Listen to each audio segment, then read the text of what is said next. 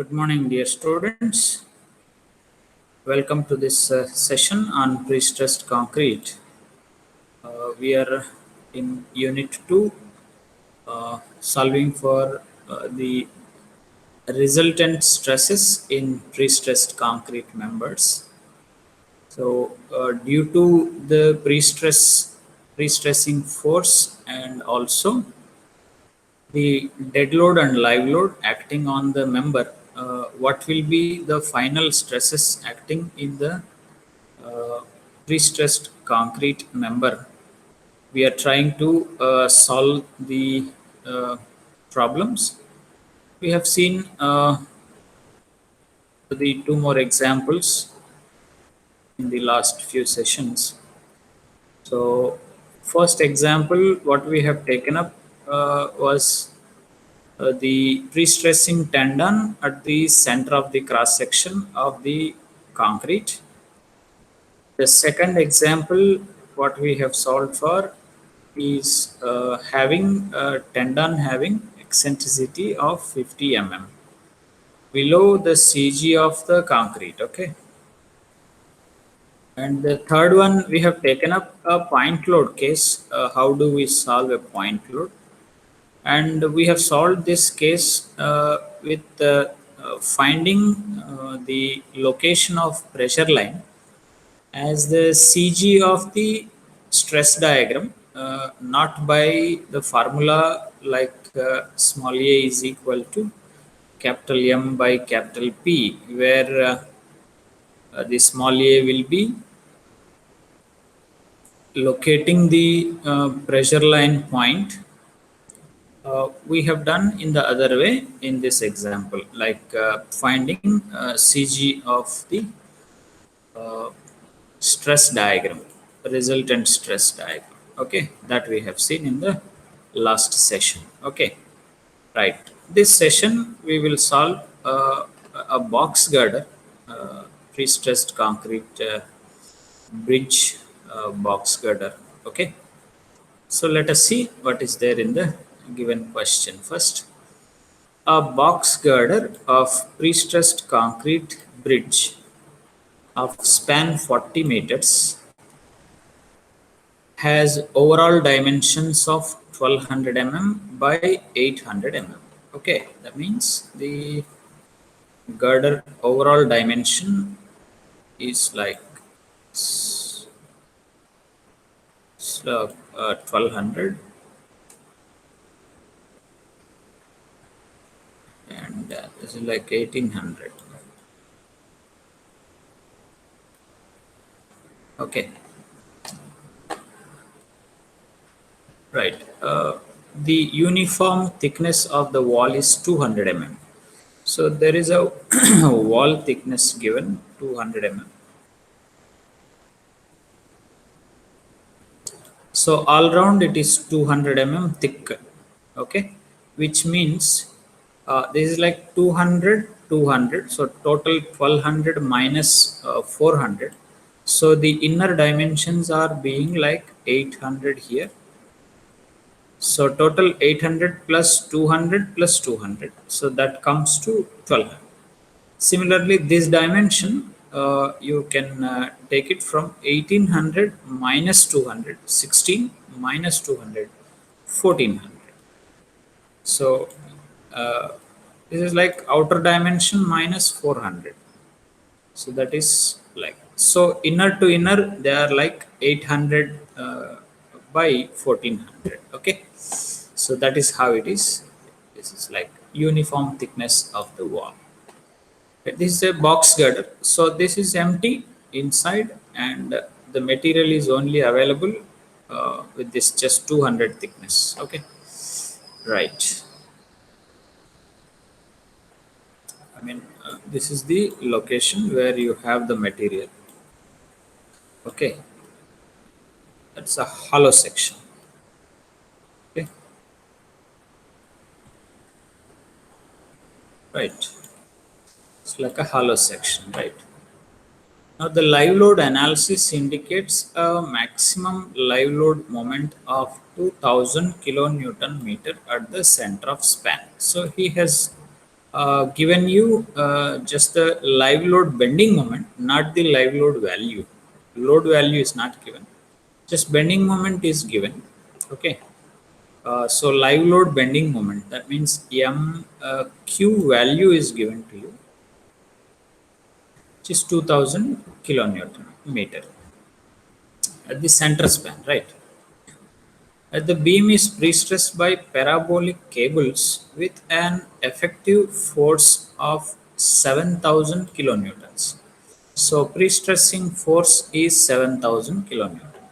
Okay, right. The cables which are now you have to note the cable profile also. Cable is parabolic now, not straight cable. Okay, so this is the new thing in this question, right? The cables which are concentric at supports have eccentricity of 800 mm at center of the span section. So they are parabolic and zero eccentricity at support. So like it starts with zero, the cable goes parabolic and have 800 mm maximum eccentricity at center. Then again it reach zero at the other support. Likewise, the cable profile is right. Next, the compute the resultant stresses at the center of the span section using internal resisting couple method. Nothing but the C line method or the pressure line method. Okay, the pressure line depends on internal resisting couple, that is nothing but C comma T. What are internal resisting couple means what? Tensile force in the pre-stressing tendon and compressive force from the resultant stress diagram. This is what we call internal resisting couple. C and T are going to form a couple because C is equal to T. They are separated by a distance of small a lever arm. Okay, so this is the concept that we have talked about, right? So this is T value, this is C value. The distance between these two is A. Okay, so that's how it is being mentioned, right? So this is about the internal resisting couple method that we have talked about. So only the center section you have to analyze, and live load is given, live load bending moment is given, not the load. And for finding dead load, you have anyhow the cross section given, and you know the gamma of concrete are well known to you. So the standard value you have to use it, right? So let us start first noting down the given data. So cross sectional area shall be found out first for all needs of stress calculations. P by A, if you want to calculate, you need cross sectional area. Okay. So outer cross section minus inner cross section will give you the material cross sectional area, right? So outer is 1.2 by 1.8 meters in terms of meters minus internal zero point 0.8 into 1.4. So this is in terms of meters square. This is the cross sectional area of the material only, right? Not the outer cross section, not the inner cross section. Okay, right. Dead load value. So dead load value is nothing but cross sectional area into, I mean, G value will be calculated with cross sectional area into gamma of concrete. So this is what is G value in terms of kilonewton per meter. So 1.04 is the cross sectional area. 24 kilonewton per meter cube is the gamma of concrete. So that is giving you around 25 kilonewton per meter. Okay. So the textbook is giving you all the rounded off numbers.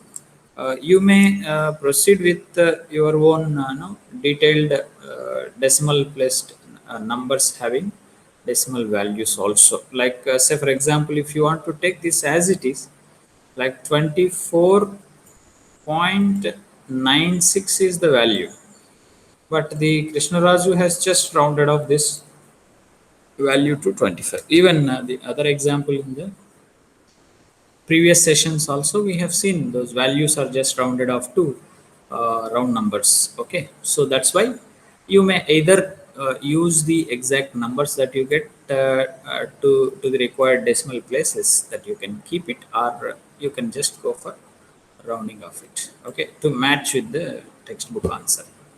Otherwise, it is okay that if you follow this as usual, we will if you have a kilonewtons unit, we take up to three decimal places. If you have Newton units, we'll have one decimal place. Likewise, you have to have your own no, rounding off numbering, right? Like next, pre-stressing force is given 7,000 kilonewton. Eccentricity of the cable at center is given 800 mm because the cable is parabolic. Okay, so this is like zero at the supports and maximum at the center. So this is 800 mm. Okay, and length is being 40 meters span. Okay, so this is the data given, and we have worked out for cross sectional area and also G value, like dead load value. So dead load value is coming around 24.96, rounded up to 25. Right. Going for the next calculations, moment of inertia calculation. Okay. So this is the diagram showing the load and the cable profile, all that. Okay. So this, you can see the cable is almost reaching the soffit of the beam, because this is total 1800, and the half of that is 900. So you have just a gap of 100 mm to the soffit of the beam, to the cable at the center of the section. Okay, right. I value BH cube by 12 of outer cross section minus BH cube by 12 of inner cross section will give you I value, that is moment of inertia of the material section. Okay, wherever material is available, right? This is how we calculate moment of inertia of a box section. Okay, now z value, okay, z value is like uh, I by y. Okay, at the top surface or bottom surface, both are it's of symmetric in nature. So the CG of the concrete is at center, hence the y value is same for both top and bottom. It is 900 above or else 900 below. So both coming out to be 444 into 10 power 6 mm cube. So this is the Z value. So I value, Z value is being calculated. Right. Next is the dead load bending moment, because live load bending moment is given to you already, 2000 kilonewton meter. Dead load bending moment, so that is like WL square by 8. W, as I told you, either you can use 24.96, or else the to match with the textbook answers, you just go with 25, no problem. Okay, so better you follow 24.96, as it is like when you are answering in the examinations. Okay, so 24.96 into 40, span is 40 square by 8. 1 by 8 is 0.125. So that is around 5000 kilonewton meter. I can't say just it is exactly 5000, because I told you that the Krishna Raju is going for the round numbers. There is no decimal places he is maintaining, right? So 5000 kilonewton meter is the dead load bending moment, and 2000 kilonewton meter is the live load bending moment. So total moment coming out to be at center 7000 kilonewton meter is the bending moment. Okay, so this the moment calculation and section properties like I and Z. Okay, right. Calculating lever arm, A is equal to M by P. This is equal to, not plus. It's a typographical mistake from the textbook. It is like M by P is equal to, what is M? 7000 kilonewton meter. So 7,000 into 10 cube kilonewton mm, and pre-stressing force given as 7,000 kilonewton. So just keep it in kilonewtons. So this is like kilonewton meters. I have converted into mm. Kilonewton mm. This is in kilonewtons. So what we get ultimately is no mm. So 7,000 by 7,000. You have just 1,000 as the lever arm. Means what? From location of the cable to the resultant center of compression, the distance is 1,000 Okay. Now, what that means is, say, I'll just write here. So you have a cross section of this 1800, right? It's like 1800. Okay. Now the center is at 900. Okay. So your cable location, where is the cable location? You can see uh, the center section we are analyzing. So it is at 800, means from bottom it is 100 Okay. Got it? So it is of 900.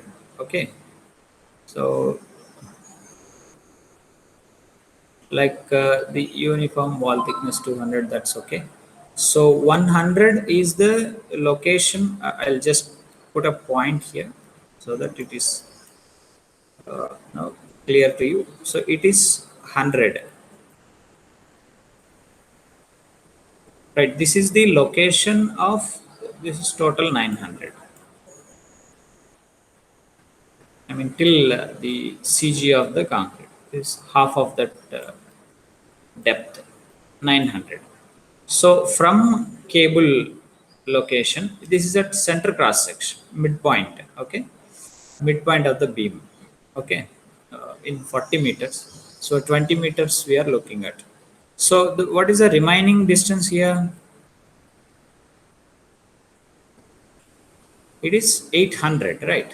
900 minus 100 is 800. What is your leveram value, A value? 1,000. Means you have to go above a 200 distance, right? So this is 200. This is like 200. Okay. So what that means is capital A, as I told you, that it is E plus E dash, right? E plus E dash. So A is 1,000. Okay. So which is equal to E means what? Eccentricity. Okay. Eccentricity is 800, right? 800. Means from center of cross section, where is the cable? Cable is at 800 plus E dash. So what is E dash value? Is equal to 200. Okay. So this is what is this. Okay. Now what we want is just the resultant stress at top and bottom. Using this E dash, you can find it out. So as the cable, the center of compression is at is above the CG line. So it will, the beam will be bending like this. Okay, so because of that compressive force. So top compression, bottom tension. So when you write the formula at top, superior means SUP, superior in the sense top, have to use plus because top compression, bending stress is compression. When you use E dash, okay, right, and bottom it is minus because of it is tension. Okay, so now the formula is simple: P by A plus P E dash by ZT. Okay, Z top. In this case, both are same. P E dash by ZB. Okay, Z bottom. Right. So just substitute all these values. P is 7,000 converted to newtons into 10 cube by cross sectional area is in meter square, convert into mm square into 10 power 6 you do, and P E dash is 200, substitute E dash value. By Z we have calculated I by Y. Okay, likewise you have to substitute all this. So what you are getting is 9.88 Newton per mm square at top, stress at top in concrete. Stress at bottom 3.58 Newton per mm square. Okay, so both are compression. So if you want to draw the resultant stress diagram, it is like this. Okay, so this is 9.88 and this is like 3.58.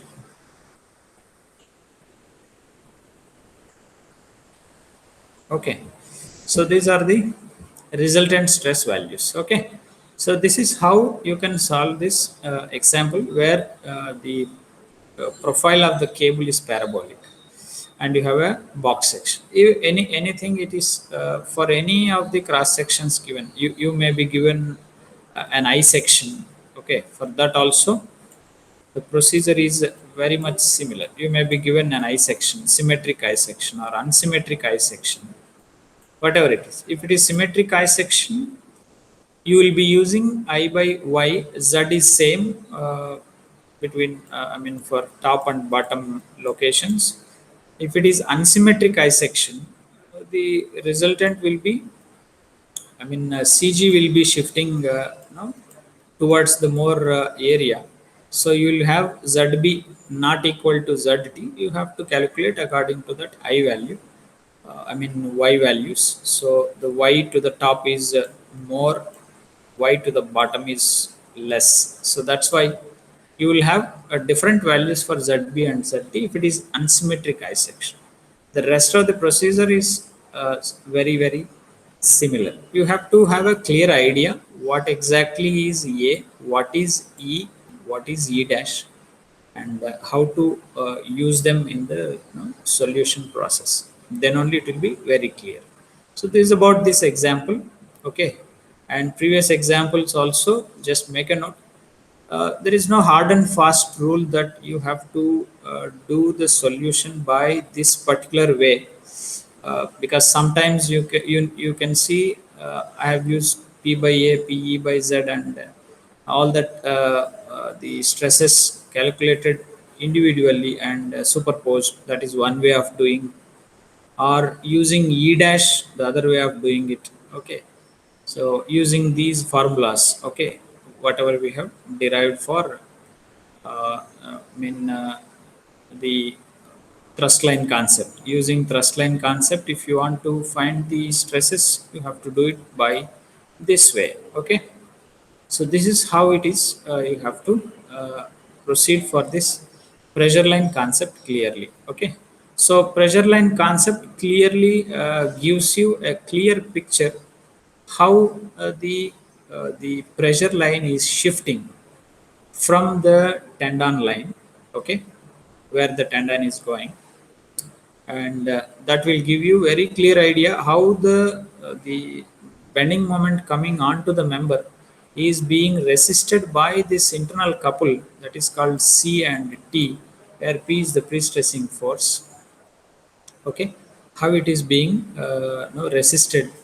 uh, the more is the bending moment, the more it has to shift upward. If the bending moment is less, this is going to move down, and if moment is zero, this comes and joins with this T line. Okay, that is what is when there is no load at all. This is what is this one. When there is no load, the T joins with P. When there is a moment, C has to shift upward according to the moment value. Okay, so there you have a kern point called kern point, the location beyond which the resultant compression shall not go. That is what is called kern point. That also we will discuss in the lectures to come. Okay, right? So this is how you can clearly apply the pressure line concept for the different cases. You try the different problems from other sources also, not only by Krishnaraju.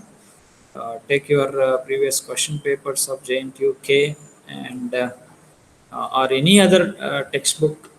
There are plenty of textbooks available on pre-stressed concrete. One such is Lynn and Burns is the other textbook, which is uh, of use for you for your reference. Okay, or NPTEL lectures on pre-stressed concrete you follow. Okay. Finally, prepare your own notes of your own handwriting. That will give you more confidence, right? Thank you. We'll see in the next session the concept of load balancing. Okay.